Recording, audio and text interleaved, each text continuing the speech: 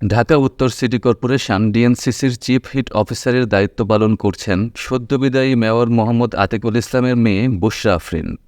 গত বছরের মে মাসে মেয়র কন্যাকে হিট অফিসার নিয়োগের খবর জানাজানি হলে এ নিয়ে আলোচনা সমালোচনা হয়।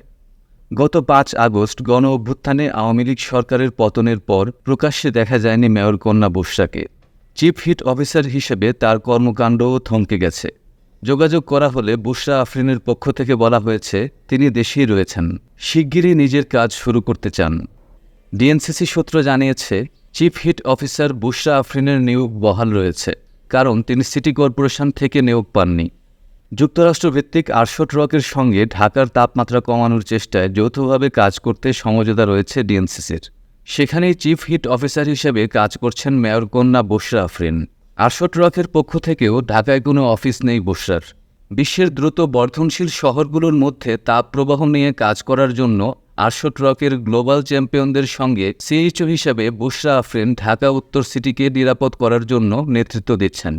তাপমাত্রা কমাতে কর্মসূচি বাস্তবায়ন ছাড়াও ঢাকা উত্তরের জনগণের মধ্যে তাপ সচেতনতা বৃদ্ধি, সুরক্ষা প্রচেষ্টা ত্বরান্বিতকরণে কাজ করার কথা তার।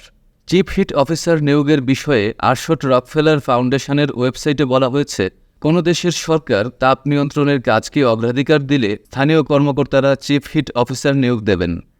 কোনো নগরের তাপপ্রবাহের প্রভাব মোকাবিলায় মেয়র বা নেতৃত্বস্থানীয় অন্যরা চিফ হিট অফিসার পদ তৈরি করে এ পদে নিয়োগ দিতে পারেন। এ বিষয়ে প্রশ্ন করা হলে ডিএনসিসির তৎকালীন সিইও সেলিম রেজা বলেন, স্থানীয় কর্মকর্তা বলতে আরশোট রকফেলার ফাউন্ডেশনের স্থানীয় কর্মকর্তাদের বোঝানো হয়েছে, সিটি কর্পোরেশনের কর্মকর্তা না।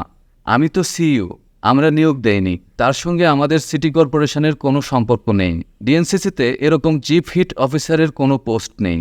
তার বেতন ভাতা সিটি কর্পোরেশন দেবে না, তার জন্য সিটি কর্পোরেশনে অফিসও নেই। প্রসঙ্গত, ক্ষমতার পালাবদলে ১৯ আগস্ট দেশের ১২টি সিটি কর্পোরেশনের মেয়রকে পদ থেকে অপসারণ করে অন্তর্বর্তী সরকার।